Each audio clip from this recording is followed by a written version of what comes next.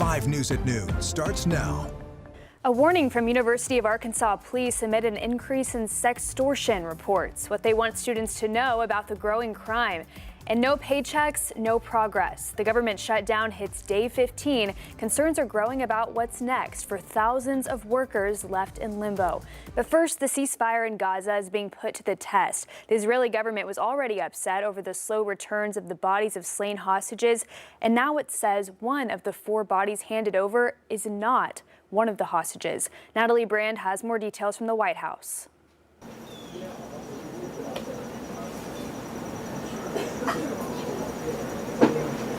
Israeli Prime Minister Benjamin Netanyahu told CBS News he wants to give peace a chance, but challenges remain in fulfilling even the first phase of the peace deal with continued delays of returning hostage remains. New images from Gaza show the city of Khan Yunis trying to return to normal amid the destruction, but concerns linger on both sides over the ceasefire holding as Israel pushes for Hamas to release the remains of all the hostages who died in captivity. Ruby Hen, the father of Israeli-American Itai Hen, is among those still waiting. Just a small incident that could happen, a miscalculation, and this whole chapter of hostages coming out could be put on hold. Israeli Defense Forces say the 4th body handed over by Hamas Monday does not match any of the hostages. President Trump on social media said the job is not done. The dead have not been returned as promised, but added phase 2 begins right now. The president's plan calls for Hamas to disarm and have no role in the future governance of Gaza. But Hamas has previously said it would not lay down weapons until a Palestinian state is established. We have told them we want to disarm, and they will disarm. And if they don't disarm, we will disarm them. And it'll happen quickly and perhaps violently. I hope we can do this peacefully, and we're certainly ready to do so. In an exclusive interview with CBS News' Tony DeCopel, Israeli Prime Minister Benjamin Netanyahu talked about his hopes for Gaza. This is a transitional period, and we want to fashion a governance that works, that is not made of people who are committed to our destruction. But Hamas is still asserting control in parts of Gaza. Hamas-linked social media video shows fighters executing people they accuse of collaborating with Israel. U.S. Central Command, which is involved in helping to stabilize the region post-conflict, released a new statement urging Hamas to immediately suspend violence and called for Hamas to fully stand down and disarm without delay. Natalie Brand, CBS News, the White House. Israel's told the UN that the expected number of aid trucks allowed into Gaza will be reduced or delayed due to Hamas's slow release of hostage remains. Sure has been a really nice day out there. Current temperatures are cracking into the 80s here in the River Valley in northwest Arkansas. Temperatures in the mid to upper 70s. Decent day overall. Humidity's not all that bad. Area wide, Greenwood's at 79, 75 currently in Rogers and Springdale. As for the rest of your day, that sunshine, that ain't going nowhere. We're not even going to find a cloud in the sky. Temperatures overnight tonight dipping down into the low 60s across northwest Arkansas and the River Valley. We'll probably find ourselves down into the middle 60s under a nice clear sky. As we push ahead, there are some changes tracking our directions, changes that include a strong cold front that brings rain, even some severe thunderstorms. The newest track on that in just minutes. Thank you, Scott. And in a developing story, University of Arkansas police say that they're seeing an uptick in reports of sexual extortion. University police say 4 reports have been filed by students since September 27th. And as Claire Everbach reports, the assistant chief says he fears those numbers will climb. Sexual extortion, also known as sextortion, is a crime involving blackmail with sexually compromising material. Basically, someone receives an email stating that if you don't pay them X amount of money, they're going to release compromising photographs of you on the internet. Assistant Police Chief Matt Mills says in many cases, these photos don't even exist. A lot of times it's just deceit.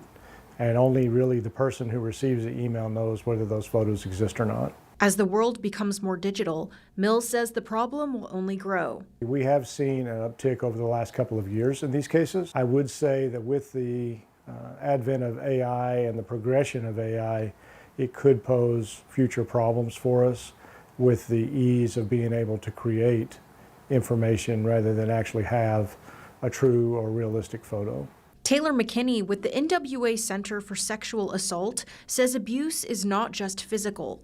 Sexual abuse and sexual harassment come in many forms, and if you're not sure if what you experienced is sexual assault, please call us. In cases involving digital assault, McKinney says help is especially important. If you are stuck in this feeling of being alone in what you're experiencing because it's not happening with a physical person, but it's happening online digitally, you even more so need that human connection to find healing.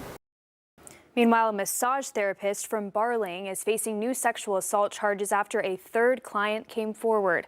51-year-old Raymond Graham was arrested in September after two clients reported being assaulted during massages at Inner Peace Body Studio in Fort Smith. Now a third victim says Graham assaulted them in November of last year. Graham has pleaded not guilty and is now facing 3 felony charges and 2 civil lawsuits. His massage license has been suspended and the studio is also facing legal action. Fort Smith police say they're still looking for a suspect following what they're calling an aggravated robbery at MLK Park. Police say shots were fired, but no one was hurt. Anyone with more information on this is urged to call the Fort Smith Police Department. The Arkansas Highway Police seized around 3,000 pounds of illegal marijuana from a commercial vehicle on I-40 in Crawford County. The officers found it during a routine safety inspection, hidden on 6 pallets in between a load of pool tables. The driver, 43-year-old Steve Williams, was arrested and booked in the Crawford County Detention Center. He was believed to be traveling from California to Florida. Williams now faces intent to deliver and firearm possession charges. It's day 15 of the government shutdown, and thousands of workers have only received partial paychecks. Soon there will be no checks at all. The Senate failed again last night to pass a spending bill to reopen the government. Caitlin Huey-Barnes is tracking efforts to end the impasse and the response from the White House. The motion is not agreed to. With Congress at a standstill, President Trump is threatening more targeted cuts. We're closing up programs that are Democrat programs that we were opposed to. So we're being, and they're never going to come back. His comments came during a meeting with Argentinian President Javier Milei, whose country has been offered a $20 billion bailout by Trump. Critics slammed the timing. The overwhelming majority of Americans say we need help with our health care, and they're busy spending $20 billion because Trump seems to really like the leader of Argentina. In the past week, many federal workers received their final paychecks. Air traffic controllers were among those who received a portion of what they are owed. They won't be paid again until the shutdown ends. Thank you very much.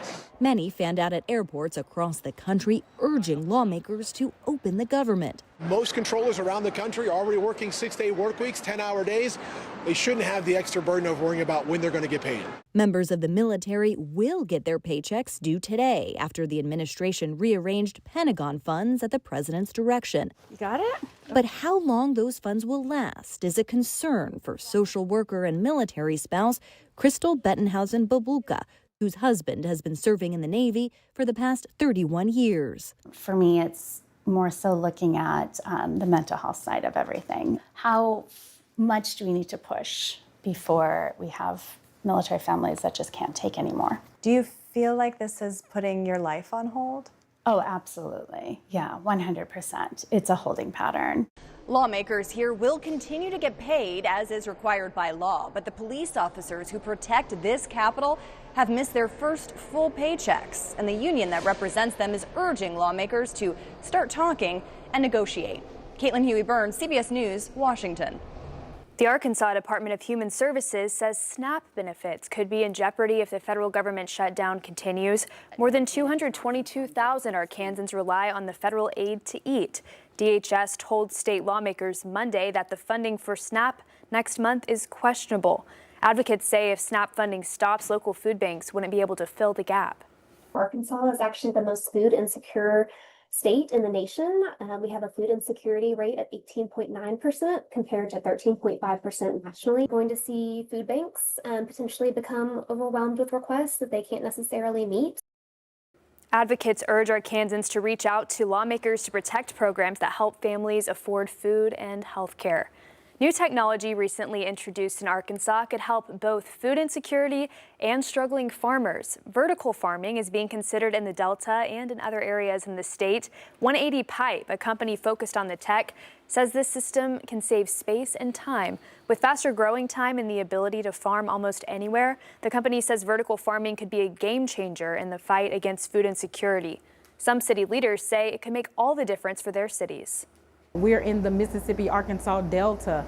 The biggest industry is farming, it's agriculture. You can take 1 acre of land, of 1 acre of traditional row crop farming and put it in your living room.